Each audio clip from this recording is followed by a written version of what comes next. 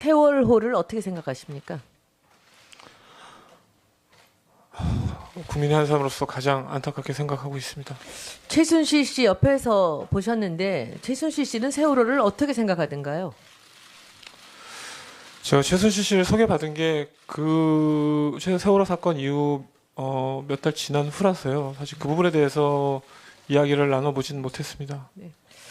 나름 열심히 살았고 한 시대를 풍미했던 영상 감독이었는데 나락으로 떨어졌습니다.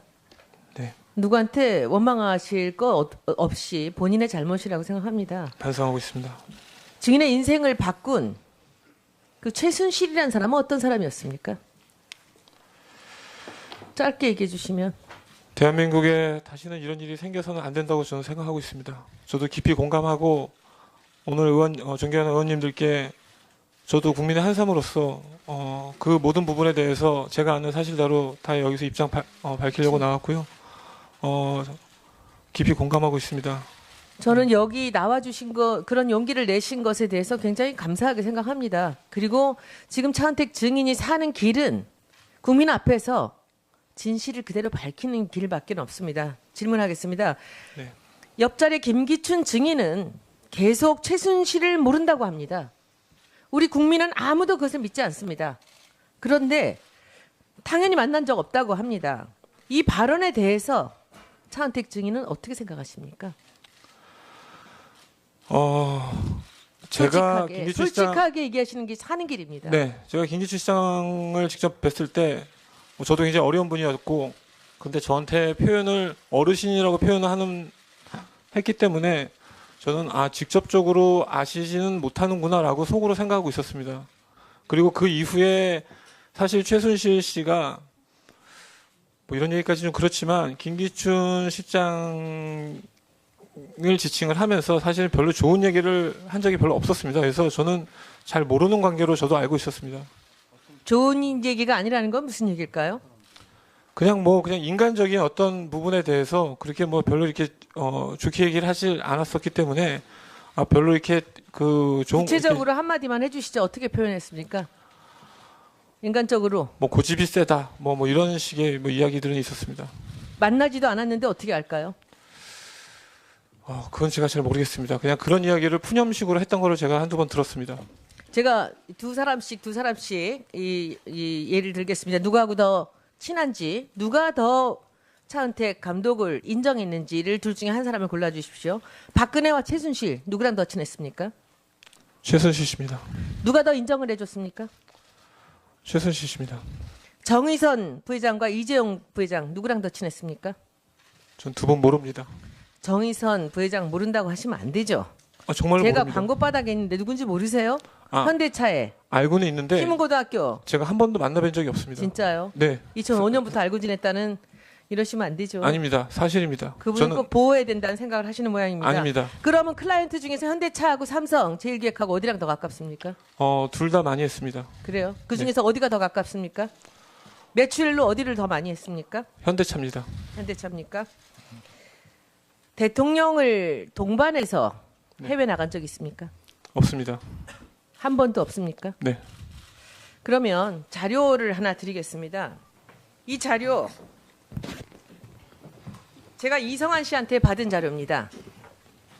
이거 한번 보시고 이 자료가 익숙한지 얘기해 주십시오. 본인이 이 자료를 작성하는데 역할을 했습니까? 아닙니다. 제가 한 거 아닙니다. 이 자료는 최순실 씨 지시로 플레이그라운드 실무팀들이 작업한 걸로 알고 있습니다. 그래서 이성한 씨 책임으로 나온 거죠? 그리고 그 미르 재단에서도 이한선 상임이사가 주도적으로 최순실 씨 지시를 받아서 한 걸로 알고 있습니다. 이 자료는 중국과 함께 목표 2천억을 펀딩을 하자는 자료고요. 이 내용을 보면 문화벤처 공동투자펀드를 중국과 함께 만들자는 겁니다. 그러니까 미르재단의 목표는 400억 정도가 아니었던 거죠. 그래서 중국과 함께 하자는 거였고 이 자료를 보는 순간 리커창 총리와의 미팅 후 이 자료가 기획되었고, 두 번째 리커창 총리가 한국에 오기 직전에 급했기 때문에 10월 24일부터 27일까지 단 4일 만에 이 자료를 만들고 돈을 모았다라고 우리는 판단합니다. 어떻게 생각하십니까? 실제로 최순실 씨가 리커창 총리 그 펀드 얘기를 한 적이 있습니다. 그렇죠. 기억납니다. 그렇죠. 하지만 그게 실제로 이행되진 않았었고요. 왜 이행이 안 됐는지에 대해서는 제가 다시 묻겠습니다. 그런데 이 자료를 만들어서 이성환 씨가 중국에를 여러 번 갔다고 합니다. 이것을 실현시키기 위해서. 그런데 그때 혹시 차은택 증인이 동행하지 않으셨습니까? 동행하지 않았습니다. 그런데 어찌 보면 이 아이디어가 차은택 증인한테서 나왔을 가능성이 굉장히 크다고 저는 느꼈거든요. 아닙니까? 아닙니다. 그 최순실 씨가 지시하는 사업은 사실은 최순실 씨 앞에서 저희가 무슨 뭐 이렇게 한마디를 거들기도 힘듭니다. 최순실 씨가 다 지시를 하고 그거를 아래 실무자들이 받아서 정리를 하는 구도로 되어 있습니다. 좀 산만합니까? 네? 산만합니까? 이런 아이디어들을 이렇게 마구 내면은 그걸 밑에 사람들이 정리하는 걸 보면 최순실이라는 분은 네, 좀 그런 편입니다. 그래요. 근데 우리가 알기로는 전부 차인택 감독이 이 아이디어를 냈다라고 그렇게 생각을 했었거든요. 절대 그렇지 않습니다. 그러니까 중국에는 안 갔다는 말씀이죠. 네, 맞습니다. 고영택 증인한테 마지막으로 묻겠습니다. 2014년 4월 16일쯤에는 최순실 씨랑 상당히 친할 때라고 알고 있습니다. 14년 4월 16일. 세월호 사건이 난 날입니다. 네네. 그때 최순실 씨 반응은 어땠습니까? 그때 반응은 저도 이제 오타로 아침에 눈 뜨면 시장을 가기 때문에 원단이라든지 이런 걸 갈 때 연락을 했더니 뭐 세월호가 터졌다. 제가 뭐. 하나만 더 질문한 네. 다음에 시간이 다 되니까 네. 해주세요. 혹시 최순실 씨가 그때 청와대에 박 대통령하고 함께 있지는 않았나요? 아니 그때 제가 통화가 됐기 때문에 그 안에는 안 들어가 있던 걸로 알고 있습니다. 그냥 원단 때문에 컨펌을 받으려고 전화를 드렸습니다. 네. 네네. 저는 컨펌을 받아야 되기 때문에 오전이었습니다. 제가 오전에 시장을 가기 때문에.